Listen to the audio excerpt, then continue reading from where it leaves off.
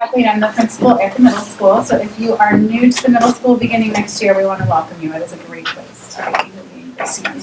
So I'm going to introduce some awesome middle school students who are here to talk about what it's like in the life of a student, and I'd also like to thank two of our staff members who will be leading the session as well. So we have Ryan Westerbeck and Jordan Alexander. Hi. And then Mr. Sean Langle, and he's actually an 8th grade history teacher and is our technology content facilitator for the building.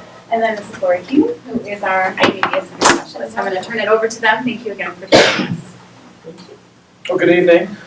Welcome to middle school. I didn't go downstairs to hear the previous speech, so just to summarize, I'm sure what they said, that we are now one-to-one in middle school as well. So that provides them with a Chromebook of their own that they keep all 3 years here at the middle school. So they're issued that in 6th grade, and then they get to keep that over the summer, and then have it again in 7th and then 8th grade. So they get to take that home daily, and they need to bring that home charged. That's been our experience this year, is learning how to do that.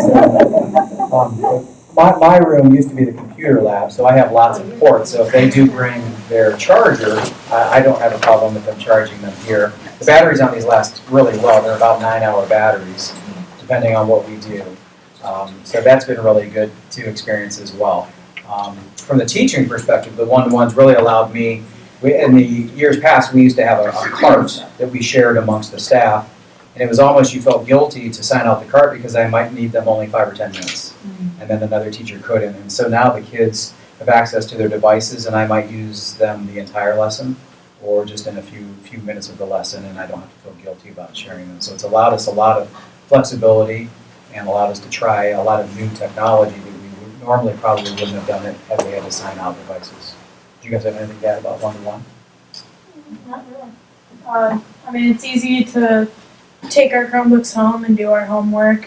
For me, I have an older brother and an older sister, and we only have like one main computer, so it's hard to get on the computer at the time. So it's easy to have the Chromebook to go to. Yeah, it is easy to do homework on it. Although, like if you have a paper to do, you can't print from a Chromebook, so you will need a personal computer for that, because there's no way to do it. Yeah, that's a great point. You can do it at the library. We were meeting at lunch, and the points that they had, like, that's why you guys are here. They volunteered, by the way, to come, so it was nice of them. So, but yeah, their points are great. And the printing one, it's not an issue. I mean, the whole emphasis of going is to reduce paper, which we have been able to do. But should they need to print, they can log in on any device that's connected to a printer and pull off of any of their work that needs printed. So here at the library, they can do that as well, and at home. So I'm Lori Payton. I am the media specialist here at the middle school and also at Ellsworth. So I want you to take just a minute, and I want you to think about when you were in middle school. I want you to think about the library, and I want you to think about your librarian. Do you remember her shushing you? Do you want a ruler for this? So we have come so far from that.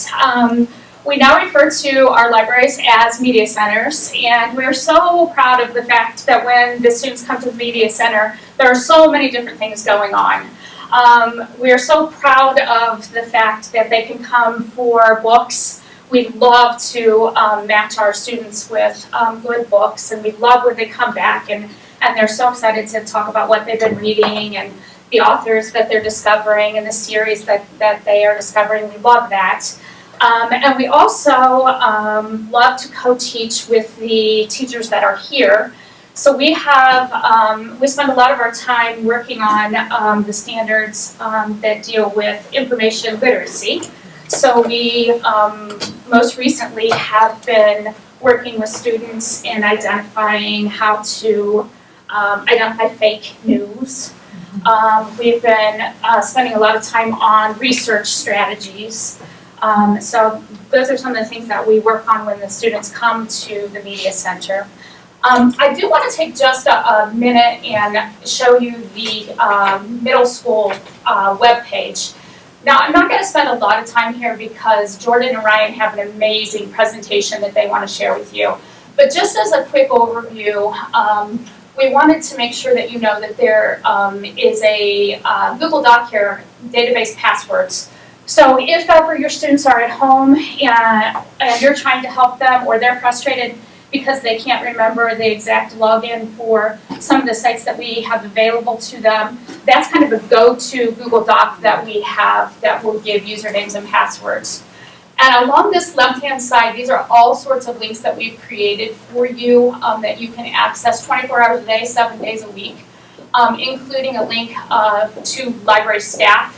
So if you're ever trying to reach any of us, our names and email addresses and phone numbers are all available there.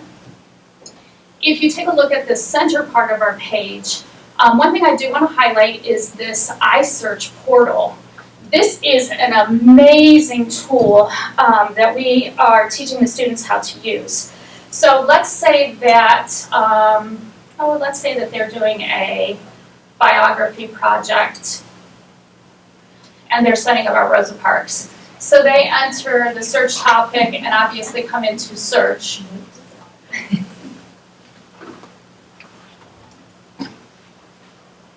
Loading. Oh, here we go.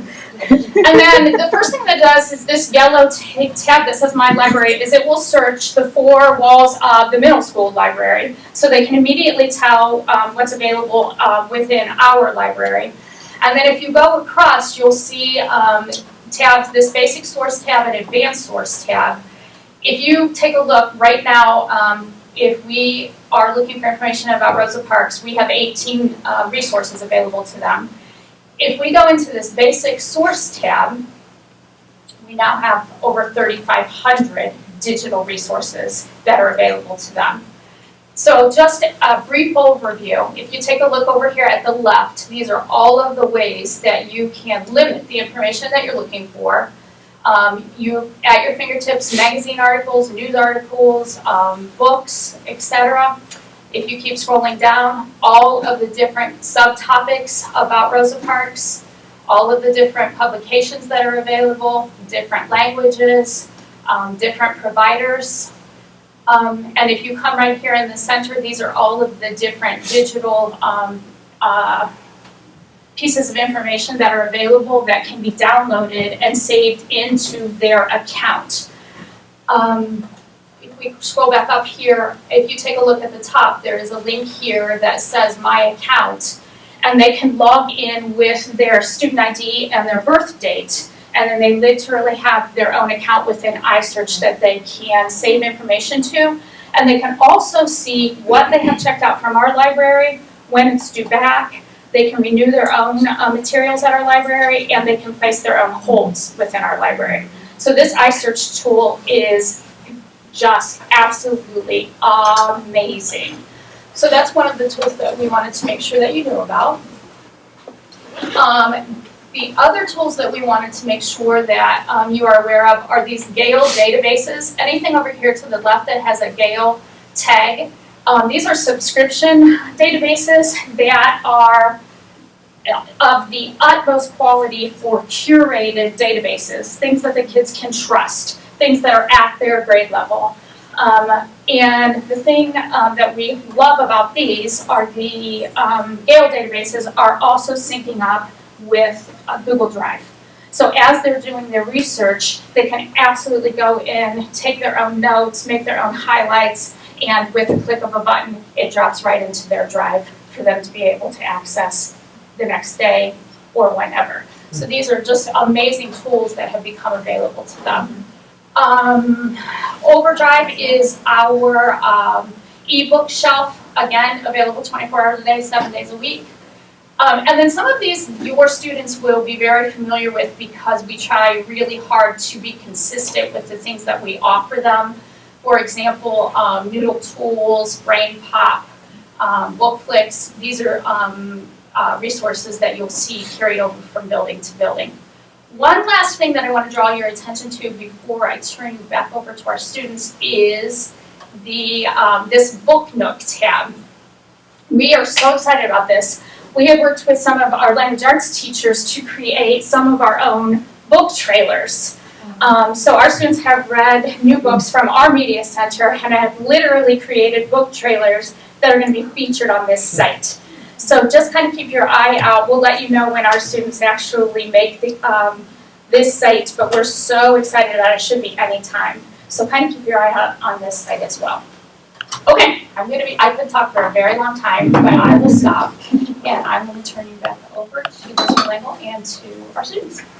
We had just used the Gale site that she was referring to. We're researching slavery right now. And so the students went on to this Gale Research Matters and were able to specifically search for whatever it is they needed. So auctions of slaves, or the capture of slaves, or the Middle Passage. And it was able to pull up a number of information sources, and they were able to sort it by reading level as well, which made it very specific to the kids. And then they're able to highlight and annotate and take notes, and then save that right into their drive. And then they were able to take that information and turn it in Google Classroom to me so that I could see the research that they had done. So that was really cool. Some of there's some quirks to doing all that. They were real patient about working through that, but it is really a cool tool that allows them to get specific information that you can trust and that is reliable. So that was a huge piece of what we've done. The other part of the middle school, when you get here, I know the elementary grades have home access center, which is where you would get your students' grades. But here at Hudson Middle School, we really rely on this quite often. So as parents, you'll have a username and a password to log into Home Access Center, and that will give you the ability to find out what your students' grades are, and also their schedule, to view their attendance and registration information, and you get that all at your fingertips. So it's really very cool. You get an opportunity to see their current grades in their classes, the assignments that are coming up if the teachers have entered them, assignments that are missing without scores in them, and how they've done on those assignments. So I would encourage you when you come to the middle school to make sure that you have that information, that registration, and that you log in and acquire that. And the students have the ability to have that same, they have their own password and username as well, and they can log in as well. And the teachers, I can tell you here, encourage the kids to constantly check. I try, we all are very diligent about entering grades, but 53 sometimes becomes 35, so the kids sometimes will catch that. They bring it to our attention that there was an error entering it, or there's a lot of conversations that can be spurred just by them checking their assignments and having those conversations. So we encourage our kids to do this often.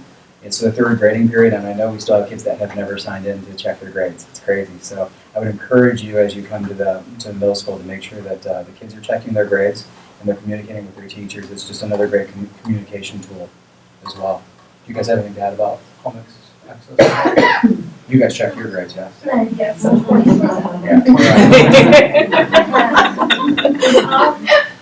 mean, it's a lot easier with the Chromebooks to check our grades and everything. I used to always nag my teachers like, what's my grade? What's my grade? What's my grade for this? I can easily go on my Chromebook now, see my grade, and just look at it right there. And they're really into that immediate feedback. This is the era for that, these kids. So we'll take a test, and they're asking me immediately what I get. And so I do have some programs that run in the background and grade some of their work immediately, and they do immediately. As soon as they push submit, I can have a grade back to them that quickly.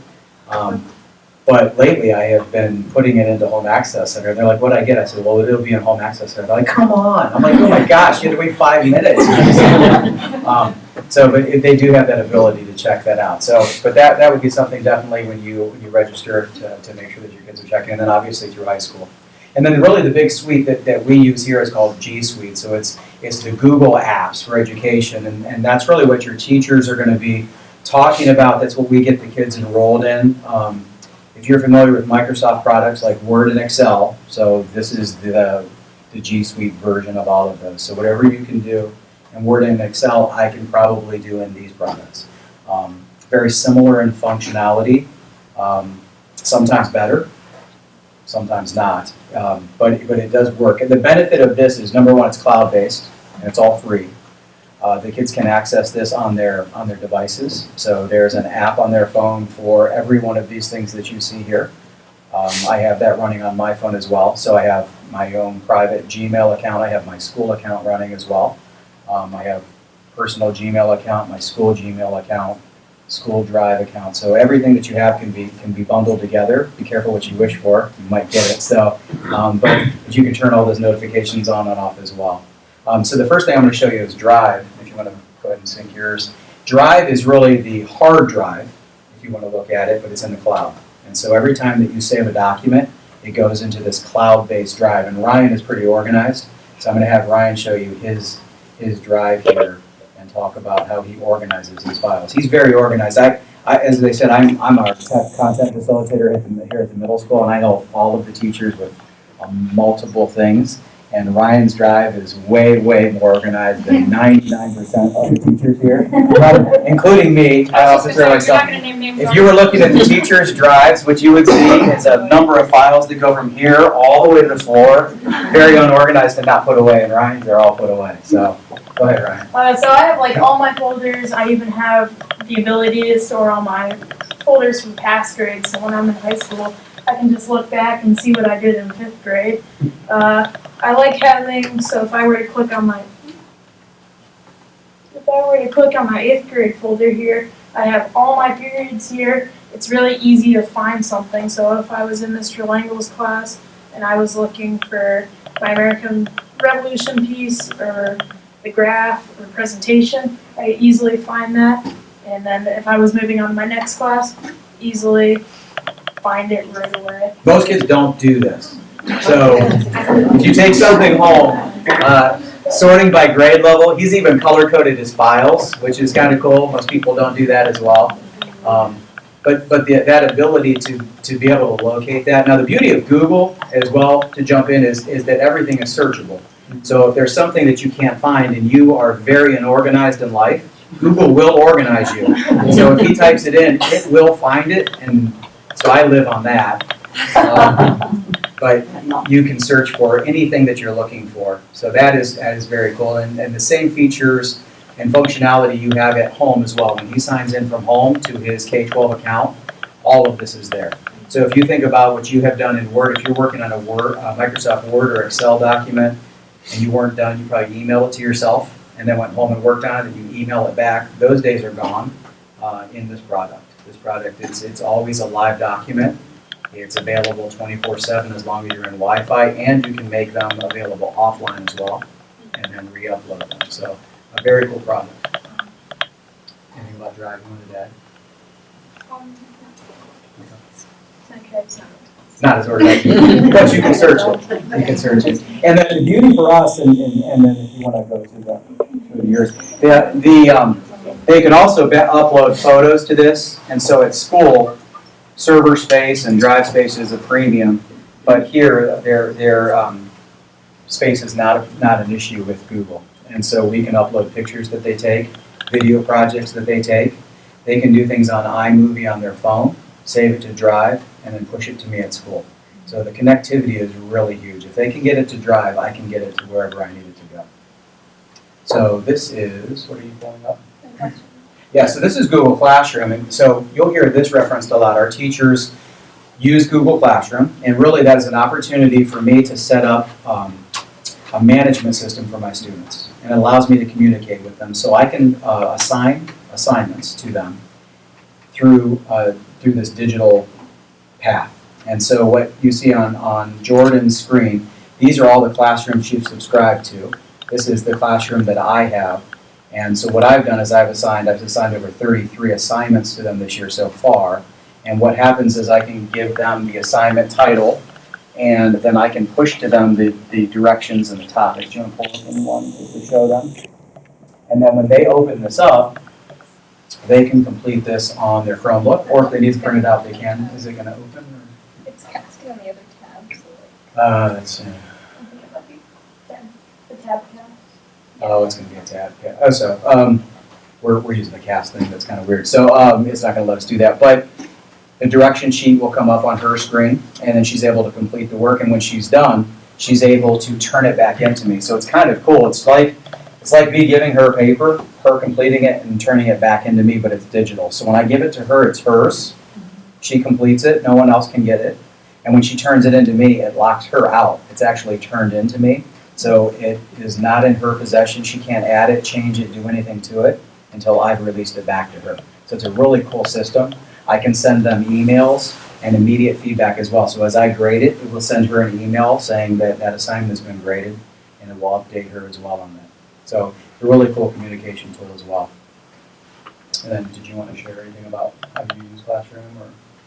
Yeah, well, basically, so like they said, there's an app for everything on Google. So I downloaded the Classroom app to my phone, and anytime that a teacher like adds an assignment like this, I get the notification. And so it's a way for me to like, because sometimes they add it like way before school even starts, and then I read it, and then I know like everything that we're gonna do for class that day. So because of students like her, I schedule things that only come out when class starts, so she can't see. So, but yeah, so some of those kids that are really synced in there, they know everything that's going on. So on the teacher end, I can release it as early as I want, or I can control when I release things as well. So it's kind of a give and take there, so it's kind of fun. Eventually, I always win, right? And I'm in orchestra, and we have our own Google Classroom, and I have like all my audio files on there and everything for orchestra that he shared with us, so I can play the music that we're listening to, and it's just a great tool to use. It really, if you can put it onto a digital copy, it can be shared with the kids. So really the limits are limitless for that. And there's some apps, like we have one that's, what is it now? Cam Scanner. Cam Scanner, if you come away with any app that you want to download on your phone, it's Cam Scanner. It allows you to take a picture of any document and it converts it to a PDF instead of a JPEG. And then you can save that to any of your drives and use that as well. So if the kids are taking notes on the whiteboard, I capture it using that product. I can post it as notes for them and then they can access and post that. So really cool product. So the connectivity of all of these technologically is really cool. Calendar would be the other thing if you wanted to come away with something else out of the middle school. All of the teachers here have been encouraged to put a calendar on their website. And so I'll show you that. So this is my website. It's not the greatest website. I'm not showing you because of that. But what the teachers have done is one of the first few tabs should be their calendar for their classes here at the middle school. And so what you're seeing is the ability, the Google Calendar is beautiful because you can subscribe to as much as you want, and it's personalized to you. So Jordan's calendar and Ryan's calendar look different based on their schedules. They have subscribed to the calendars of the classes they're taking. So that's the beauty of Google. They both have a calendar that is important to them.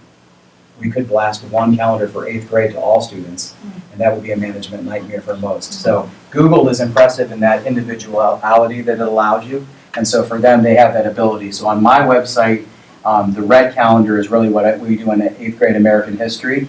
They subscribe to this calendar at the beginning of the year, and then it is running on their Google calendars. They sync it to their phone as well. So if I put an assignment or a due date on that, it will notify them on their devices that something is due. Parents are encouraged to do that as well. So if you're on my website, can you roll down please? Sure. If you're on my website or any of our websites, you'll see a Google Plus button down here. If you click that, that will subscribe that calendar to your Google Calendar, and then you would have it as well. So when you get to the middle school, that would be something that you could do, and then you can turn it off. Again, be careful what you wish for, but you can subscribe to all of our calendars as well. Thanks. And then I was going to share, so we have Sheets, which is Excel, and so we have done some cool things with that. The kids don't use Sheets as much. I find myself as a teacher using it for a lot of data analysis and things like that. Google Slides is PowerPoint, and so the kids have made some very creative projects. This is slides that I'm running now, so it looks just like PowerPoint, allows you to make presentations. The beauty of Google for them is that it allows them to pull in any link, any photo, any website. It seamlessly puts it right into there, so it's easy to use once you figure out the tools that make that happen, but it is really user-friendly. And then Forms is another one that the teachers use a lot. The kids don't use it as much, but they experience it. And so what we're getting into, more and more teachers are starting to give tests on the devices. So again, I'm the content facilitator here. So Mr. Harrington and I do a lot of online assessments, getting them ready really for the air tests that are coming up. And so we have the ability to give them a test online. And so it's kind of cool. They will enter their period and name. We have some identifier questions because behind the scenes I need to sort their data. And then after that, can you roll down just a little bit, if you would? But we can make it as fancy as we want. We can add pictures. Some teachers are at different phases of this, just starting using these. So some of them look very plain, but they all do the same thing. We can assess the kids. So it asks them, I can do multiple choice questions. We can do essay questions. I have programs that can run behind this, so as soon as the kids submit it, it'll grade it and give them feedback immediately. I can hold that until everyone's taken it and push a button, and it will give everyone feedback. And the feedback they get, what's the feedback you guys get when I send this to you in an email? It's pretty much like all the grades, everything we got, all the questions we got wrong. It shows us the question that we put and the question that we got wrong, or the question that we put and that's the right answer. It shows everything that we need to know. Yeah, it gives them the key, color-coded, everything. So it's cut down my time in class as far as going over tests. I don't have to spend a whole period going over a test. Now I go over the highly missed questions, and I encourage them to see me should they have any others. And they have all of that information. If you have middle school kids or high school kids, you know the frustration of, how'd you do on that test? You barely get an answer from them, and then you never get to see the test. And so when we do this kind of thing, it does give you the ability to see that as a parent. So that's been very cool about that as well. Well, the thing about taking a test online, especially, I don't know how much it affects this, but with the air testing, like when you select an answer, and I don't know how you guys scroll on your computers, but some of them, they use like these two arrows, but if you do that, it changes the answer, and some people don't notice that. Yeah. So we're getting ready for the air test. So it's funny she says that, but so if your kids do ask her, they're getting ready for air, you can remind them, don't hit the arrow key. The arrow key changes the answer. It doesn't move them to the next question. So it will change their answer. So A now will become D, and then they'll miss that one. So Dr. Copley's ahead of the game. She's encouraging her teachers to practice that, so the kids are going to be very versed in air before that. And then we're going to end with just a few projects the kids have done. So some of these were from my class and others, but I wanted you to get an idea of what the kids are using these devices for other than taking notes or writing papers. The other benefit I can tell you from the teacher's perspective is the collaboration that can happen in the class using the devices. They're not looking over each other's shoulder on the same computer. We have the ability to share documents and work on multiple documents at the same time. And they're really good. The 8th graders are good. The 6th graders coming in, they need some encouragement, but I'd say the 8th graders are very impressive in what they can do. So I'm going to show you a few of the things that we have. So the tour builder was one. This is yours, right? Yes. So do you want to share? When he's talking, I'm just going to click buttons. Well, the tour builder project was what we did during the Revolutionary War, and pretty much what it is uses Google Maps to place specific events. So if I did the Battle of Lexington or the Battle of Fort Ticonderoga, I can put a point at Fort Ticonderoga, zoom out, go straight to the next one that I needed to do, and you can put paragraphs next to it and just say what you want to say, and it keeps on moving on. So that's another way other than PowerPoint to easily have a presentation other than the many other ways that you have. Cool point too, another way than PowerPoint. The technology has allowed me to try things that I never thought I would, just to see if they work, and the kids are really flexible enough to give that a try, as long as I don't penalize them in grades. I find them flexible. So, but this was our review of the Revolutionary War, and they had to put in battles, major battles, and they had to include women and minorities, and they had to include 4 or 3 political events. And that was their summary. So rather than writing a paper, which we write papers, don't get me wrong, they wrote summaries and found the locations on maps and zoomed in and put images and included videos in the background. So this had a lot of stuff going on, which was really cool.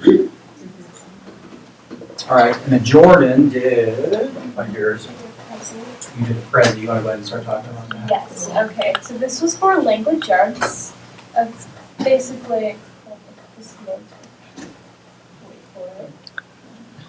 So close. It's coming. Almost here. Okay, it's called The Gift of Learning because it's for charity, and the charity is called Pencils of Promise. It's not loaded. Let me see if this one loaded. There we go. Oh, there it is. Okay, so Pencils of Promise, it's a charity that helps in developing countries to develop like schools and stuff. And what's a Prezi? a Prezi, it's kind of hard to explain. It's basically almost like a Google slide, but like fancier. Mm-hmm. because it's with circles, or you can use other shapes. I decided to do circles. And it had this set background. And I was quite proud of this because it's just so pretty. And yeah, If only it had flute music in the background. right? Jordan loves the flute. She wanted to play tonight as you were coming in. Yeah, my mother, she said no. So another cool opportunity, though, not a slideshow, and this is an online. So what we have a lot of times, the kids will go onto a website that we found, like Prezi. They'll make an account, and the other beautiful thing is they're making accounts for all these things that we do using their K-12 accounts. So they log in with their Google username and password, and so they don't have to remember 5,000 passwords and usernames. So when they're at home and they're signed into their Google accounts, they know how to sign into this as well. And again, all of these are accessible whether at school or at home. Cool.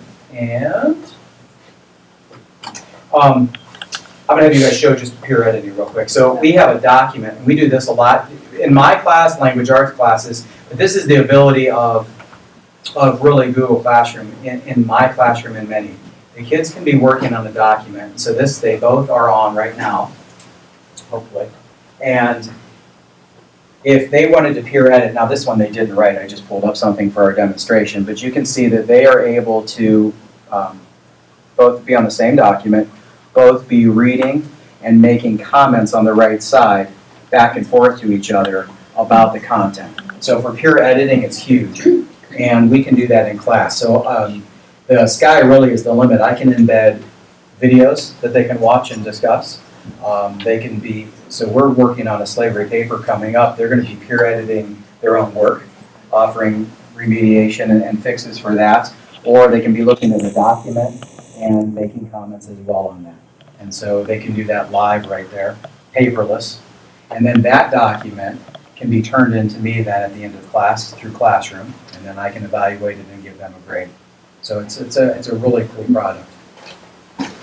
All right. Well done. Let's do one. All right, thanks.